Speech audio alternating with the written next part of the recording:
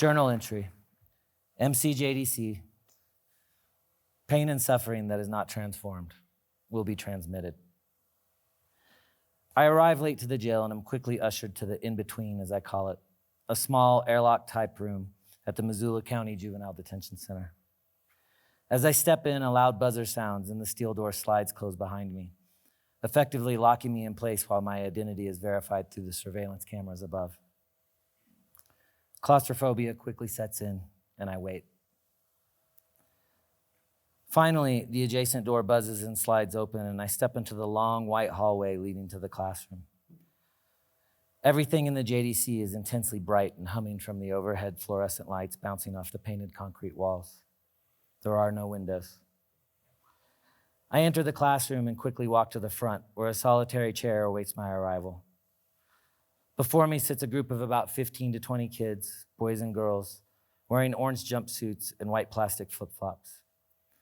In the corner, behind a large metal desk, sits their regular classroom teacher, a generous soul who seems relieved to sit back and hand the reins to someone else, and maybe also a bit skeptical of my ability to manage them. For context, I was at the JDC as a teaching artist through an amazing project called Freeverse. It's a nonprofit organization that brings expressive arts and humanities-based education to kids all throughout, incarcerated youth throughout Montana.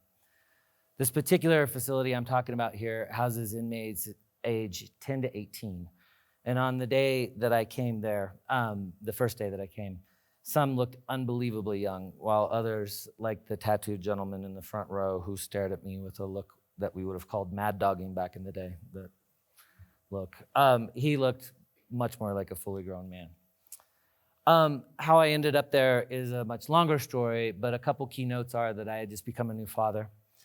And right around this time, some stress-related health issues had started to surface in my own life. Exhibit A, maybe. Connected in part, I had recently learned, to my own trauma-heavy past. But as was typical of me at the time, instead of choosing to look directly at those issues, I decided to read a book. And this particular book was called The Body Keeps Score by Bessel van der Kolk.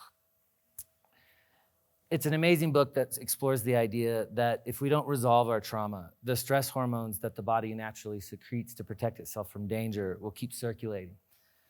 And the defensive movements and emotional responses that belong to the past traumatic event will keep getting replayed in the present.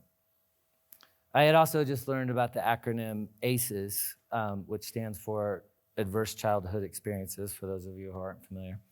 If you're not familiar with the test, it's a 1-to-10 questionnaire about physical, sexual, verbal abuse, mental illness, addiction, a family member who's in prison, witnessing a parent being abused. You get the idea. Compared to youth in the general population, kids who wind up in the juvenile justice system statistically have far more trauma and thus have much higher ACEs scores.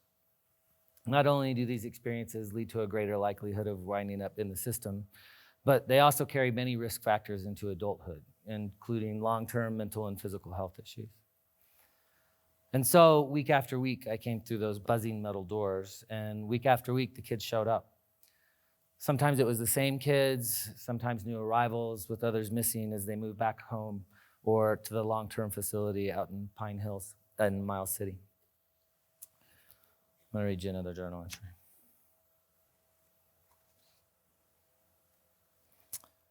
Journal entry, MCJDC, day 87.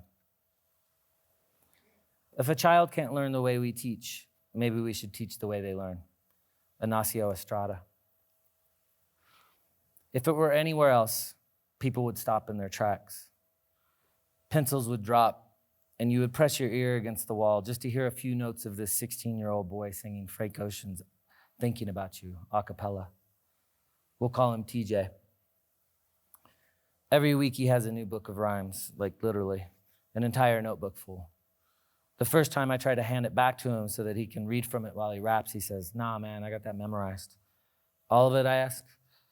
Smirking, he says, "Of course, man, what do you think? I'm an effing professional." He glances up at the classroom teacher, knowing he's about to get written up for language. The teacher lets it slide, though, like he knows the truth has been spoken. TJ was a charmer, always smiling. Everyone in the class seemed to love him.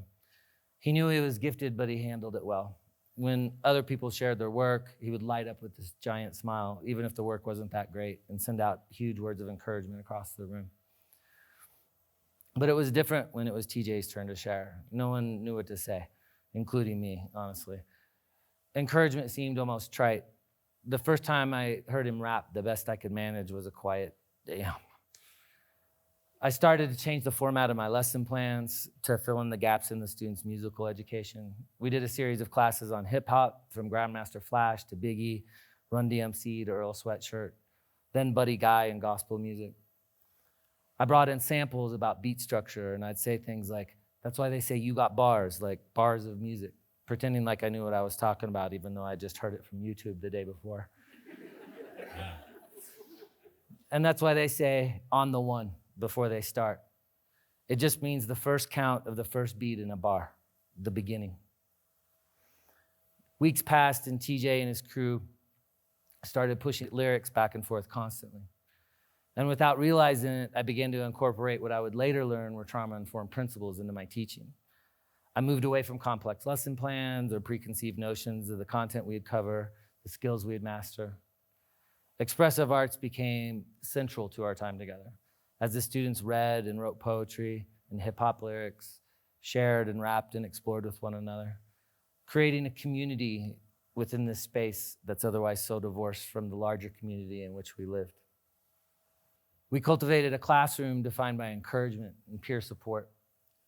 And key here, we explored and created material with a direct connection to the students' lived experience. And that seemed to be the linchpin in getting them into the content so seriously. We operated in a way not drawn from any particular pedagogical playbook, but something that felt intuitively good and right as human beings. And it seemed to be working. Something was shifting in the room, as though armor were being removed bit by bit, week by week. Outside the JDC, I continued my own research about trauma and ACEs and slowly started to realize there's actually a massive amount of information on the subject. Documentaries, classes, even the CDC has an ACEs page that asks the question, did you know that negative experiences in childhood and teenage years may put children at risk for chronic health problems and mental illness into adulthood? To which at the time I would have had to say, no, I really didn't know that. So why didn't I know? In my case, it's probably due in large part to my family culture. We are the grin and bear it type, or maybe the frown and bear it type, depending on what the situation is. But we are also the very high on the ACEs scale type, as it turns out. In fact, I decided to take the ACEs test myself during this time, and my childhood self earned a perfect 10 out of 10 on the ACEs scale, which to this day remains one of my only perfect test scores ever. But my family doesn't really talk about it much. And if pressed for an answer as to why, I suspect it would be the same for all of us, that we don't want to be defined by our trauma. But here I was, a new father with a new understanding of the generational effects and the potential later health risk of trauma. So as much as I might have wanted to simply lean into my toughen up and tough through it attitude that I was raised with, I felt like I really needed to move the needle in a different direction. Again, pain and suffering that is not transformed will be transmitted. And as an educator, now that I knew this, I felt called to do the same in the classroom. Not just with clearly identified at-risk youth, but for what I felt was quickly becoming an at-risk generation, and still feel is becoming an at-risk generation. It's easy to look at kids like TJ, already in the system, trauma well documented both in his own writing and his criminal history files, and understand the need for a trauma-informed approach.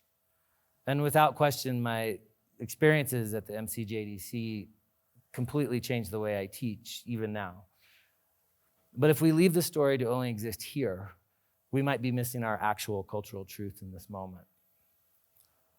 The CDC says that in 2021, just 3 short years ago, more than 4 in 10 US high school students, 42%, felt persistently hopeless. And more than 1 in 5, 22%, seriously considered attempting suicide, with 1 in 10 actually attempting it. Now, I don't know about you, but that sounds like a national crisis to me. Understanding the why is obviously a much bigger conversation, but in sticking to the topic of trauma-informed pedagogy, it's crucial for us to at least partially inform ourselves about the unprecedented reality this generation faces. From education to social interaction, everything exists at least partially online. And for all of its pluses, this constant connectivity can also be a straight-up fire hose for negativity. And at this point, there's obviously a ridiculous amount of evidence connecting poor technology habits with poor mental health and well-being. So if we're honest with ourselves, we do actually partially understand the why. But maybe at this moment, it's too difficult to know what to do about it. In David Foster Wallace's commencement speech at Kenyon College, he opens with the following.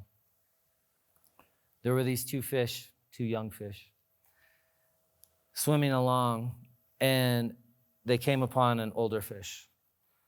And the older fish says, "Morning, boys, how's the water?"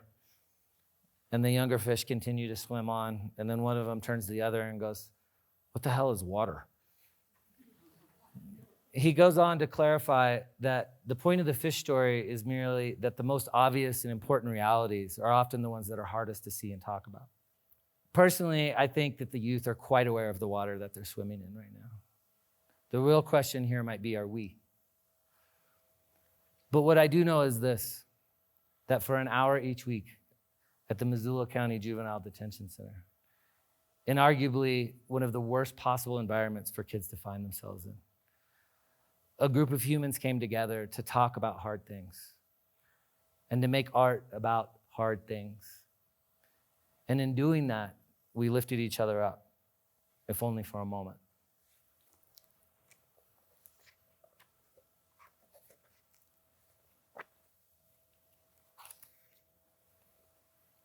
Journal entry, MCJDC, day 180, Christmas Eve. Out beyond the ideas of wrongdoing and right doing, there is a field. I'll meet you there. Rumi. It is cold and gray out, unforgiving. TJ is in rough shape, slowly shuffling past the glass to the tutoring room. His once tight afro has grown long and ragged. He speaks more softly than he did before. He still comes to class, but his rhymes are darker, and he doesn't smile as much anymore. Too much time has passed, and all the other students in TJ's original crew have left. He told me last week there were complications at home, no one to take him back. I'm dreading having to tell him I have a new job and am preparing to move my family out of town. We're tight now, in each other's lives. I see him twice a week, once during class and once for additional one-on-one tutoring. At first, I brought in GRE prep books and the like, but over time, tutoring became less about academics and more about listening and giving him space to decompress and talk. He tells me he's surprised to see me, didn't think I'd be here. Merry Christmas, I say. And he agrees. It is merry. He has news, he says. He's just found out he's going to be transferred to Pine Hills, the long-term juvenile facility for boys in Montana. I'm relieved for him. At Pine, TJ will have some semblance of structure, education, kids his own age, windows to see the outside world. And selfishly, I'm relieved because now I don't have to tell him that I won't be coming around anymore. I don't have to be one more adult who fails to show up for him. This time he'll be the one leaving. It's quiet between us for a moment. The only sounds are the humming of the overhead lights and the ambient clanging of the jailhouse machine. Okay then, he says, beaming that smile at me and cracking open his notebook. Let's see what I got for you today. He flips through and then stops abruptly. This one right here, he says, and points his finger at the page. It's got the whole story in it. He sits up taller and clears his throat. All right then, he says, on the one. Thank you.